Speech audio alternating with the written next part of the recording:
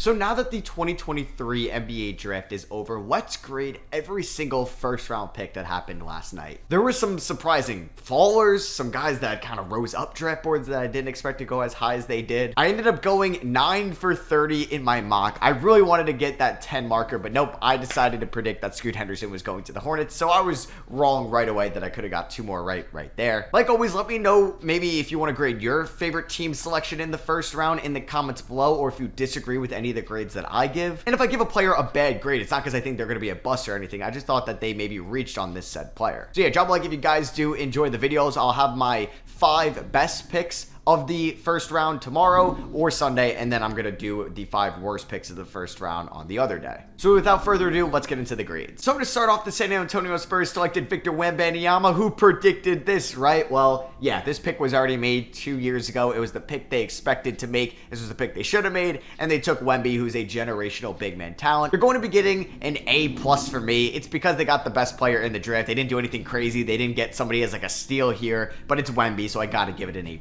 With the second pick, the Charlotte Hornets took Brandon Miller. I'm giving it a B+. Brandon Miller was my 3rd ranked prospect in this draft. I really wish they ended up going with Scoot Henderson. That's why they're not getting an A from me. I am very intrigued, though, to see how he does with LaMelo Ball there in Charlotte, and I wonder if they are going to bring back Miles Bridges as well. At number 3, the Portland Trailblazers got Scoot Henderson. This is an A+ for me. Scoot Henderson was my 2nd ranked player in this draft. The Trailblazers just have a plethora of young guards with Scoot, Anthony Simons, and Shaedon Sharpe. I do wish that they end up trading Damian Lillard, but that doesn't change the fact that this is a fantastic pick at number 3 for Portland. At number 4, the Houston Rockets took Amen Thompson. This is getting an A for me. This is the guy they should have took at 4. This was mostly everybody's consensus number 4 prospect in this draft. I actually had him at 5, below his twin brother. But either way, the Rockets needed a point guard. They get a great playmaker and arguably the best athlete in this class with the 4th overall pick. And at number 5, the Detroit Pistons are getting an A for me when they selected Ausar Thompson, the twin brother of Amen Thompson. I'm really glad they went with Ausar Thompson, maybe over some of the other prospects that were looked at here with the 5th overall pick. I think he's going to be a nice piece next to Jaden Ivey and Cade Cunningham because he could be that small forward, and I think his jump shot will develop. It's not going to be great in his rookie season, but I think over time he could be a really good shooter next to those 2 guards that they are building their team around. We got the Magic at 6 here. They took Anthony Black. This is getting a B for me. I don't mind Black as a prospect. He was my 13th ranked prospect in this draft. I thought maybe they could have got him at 11, or they could have traded down a little bit to get him. He's a good combo guard. I wonder what they're going to do with all their guards, though, especially lead ball handlers with Markelle Fultz, Jalen Suggs, Cole Anthony, and now Anthony Black. With the 7th overall pick, the Washington Wizards traded up, and they took Bilal Coulibaly here with the Pacers, so they made a trade there to move up 1 spot.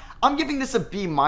I didn't love Bilal as a prospect as some other people. He was like my 21st ranked prospect, so I thought this was a little bit of a reach to take him this high at 7, giving up multiple seconds to move up. If there's one team where I wanted Bilal to go to, it was definitely the Washington Wizards, because he's going to get the most amount of playing time, the most amount of volume, and this team is in a 2 to 3 year rebuild, so he's going to have time to develop and really reach his fullest potential in Washington, so I'm glad he went to the Wizards. I just thought this was a little bit of a reach for them. So the Pacers traded back 1 spot, and they got Jarris Walker out of Indiana. This is getting a B+ for me. This was, I think, a consensus top 10 guy all around. I like Walker as a prospect. I don't think he has as high of a ceiling than some of these other guys, but I think this was a great pick from the Pacers, especially trading back and pairing him up next to Miles Turner is going to be a great pick and roll partner with their franchise player in Tyrese Halliburton. The Jazz at number 9 selected Taylor Hendricks out of UCF. I am so excited to watch a Lauri Markkanen, Taylor Hendricks, Walker Kessler 3-4-5 lineup. I would have liked maybe some other decisions, maybe over Taylor Hendricks, but it's getting a B+, similar to Jarris Walker. I like the fit there in Utah, and it's basically where he was mocked to go throughout the last couple of months here at number 9. So at number 10, the OKC Thunder traded up from 12, took on Davis Bertans' contract to select Cason Wallace out of Kentucky. I like Cason Wallace as a prospect. I think he's one of the better defenders in this draft. I think he's an underrated playmaker. It's also going to be getting a B+ from me. I think just taking on the Bertans contract kind of sucked. Maybe they thought that the Magic were going to take him at 11, but probably not after they already took Anthony Black. So maybe they thought the Dallas Mavericks were going to just take him originally at 10, so they traded up, took on the Bertans contract. I think if they got him at 12, this would have been an A, but the fact that they had to take on a little bit of bad money to get him drops it down to a B+. So yeah, we had probably the biggest shocker of the lottery, in which the Orlando Magic took Jet Howard here at 11. He was my 26th ranked prospect. I mocked him 17 to the LA Lakers, so I thought this was a little bit of a reach. And yeah, I'm going to be giving this grade a C+. I think Howard could be a fine prospect. He's coming in to be a good shooter for them. I just don't really love his shot creation ability. I also don't think he's going to be an efficient scorer at the rim or get to the foul line or even get to the rim with ease to take good close shots. So I thought this was a little bit of a reach. I thought they could have traded down with this pick and still have gotten Jet Howard. So it's getting my lowest grade here in the lottery. At 12 here, the Dallas Mavericks traded back 2 slots and got Derek Lively out of Duke. It's going to be a B grade for me. Honestly though, you got off the Bertans contract to take him. I just don't think he's going to be an immediate impact center right away. He's definitely raw. He's going to have some defensive lapses, but I think at his fullest potential, he could be one of the better rim protectors in the league. He's just going to have to take some time to develop. I do wonder about his jump shot too, because we see these centers take jump shots in workouts or maybe even at college, but when they get to the NBA level, they get a little hesitant to take them. So I do wonder if he's going to be a shooter for them at the 5 spot. He's a good player though. I like this pick for Dallas. At 13, the Toronto Raptors selected Grady Dick. Honestly, it's getting a B- for me. I really like Grady Dick as a prospect. I think he's an underrated defender, and he's arguably the best shooter in this class. I just don't like him to the Raptors for some reason, because I don't know what the Raptors are trying to do.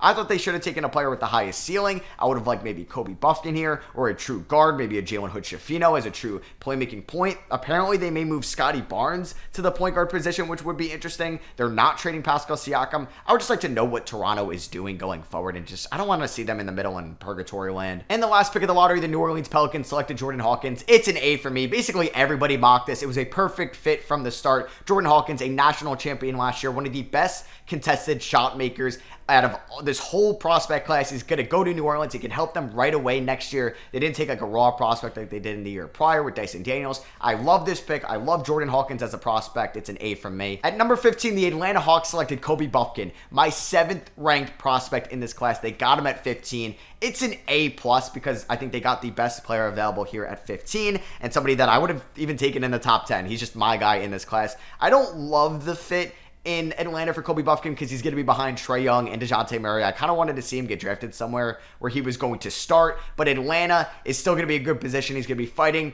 for minutes in the playoffs next year. He could be playing playoff minutes, which is huge for his development. And hey, if DeJounte Murray doesn't end up being a Hawk next year in 2025, he could be a nice replacement there as a combo 2 guard. We got the Jazz at 16, and they selected Keontae George out of Baylor. This is a B for me. I had Keontae George ranked in my 20s in the prospect pool, but I like the landing spot in Utah where he's not going to be relied on too much on his playmaking ability. He's going to have some chance to grow as well. I'm intrigued on who their point guard is going to be next year. Are they going to play Sexton at the 1? How is he going to be there? I don't really know, and how will that affect Keontae George's development?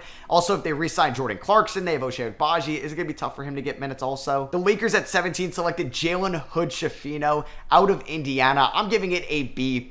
I really like Jalen Hood-Schifino as a prospect in the mid-teens to go around here, and I think he can help the Lakers right now, next year, and in the future. This can help them have like a backup point guard for somebody that's on a rookie deal since they don't have their first round pick in 2024. So I thought this was a good job by the Lakers. Still can't believe we haven't mentioned Cam Whitmore yet. At 18, the Miami Heat, they selected Jaime Jaquez out of UCLA. I'm giving it a B-, and I know the Heat needed somebody to help them right away. They're trying to win a championship next year. Jimmy Butler isn't getting any younger. I just would have liked some maybe other prospects that were more NBA ready. I think Jaquez will be fine next year, maybe fine in year 2. I just think like we're already close to what his ceiling is as an NBA player. Is he going to be a contested, or is he going to be contested? Is he going to be a consistent 3-point shooter enough for them where they're going to like to play him over maybe some of their other guys? We'll see if they're bringing back Max Strus and Gabe Vincent. I would have maybe liked Nick Smith here. I would have liked if Miami took a chance on Cam Whitmore. Like, that would have been insane, but they stayed away from him. We still haven't mentioned Whitmore's name. At 19, the Golden State Warriors took Brandon Podziemski out of Santa Clara. I love this pick. I love him in the Golden State system.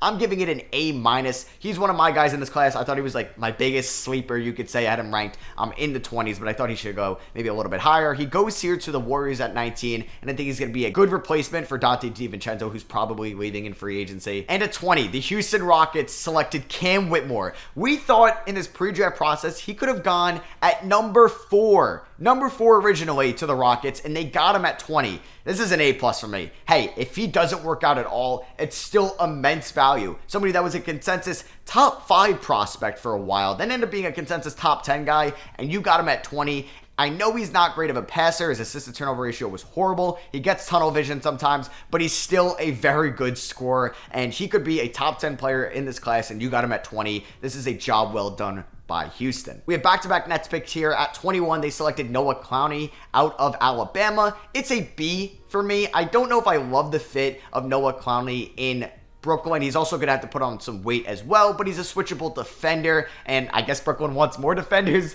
or defense-first guys. They have Royce O'Neal possibly coming back. They have Mikal Bridges. They have Dorian Finney-Smith. Nick Claxton as well. It's a good defensive team there in Brooklyn. And then at 22, they selected Dariq Whitehead out of Duke. I'm giving this a B+. Dariq Whitehead definitely has some injury concerns coming over, but if he stays healthy, he can be one of the best spot-up shooters in this class. At 23, the Portland Trailblazers had their second first-round pick here. They already got Scoot Henderson at number 3, and they selected Chris Murray, brother of Keegan Murray, out of Iowa here at 23. I'm giving it a B. I kind of wish they went somebody with a better defensive presence. Literally the pick that went right after him, I think, would have made a little bit more sense.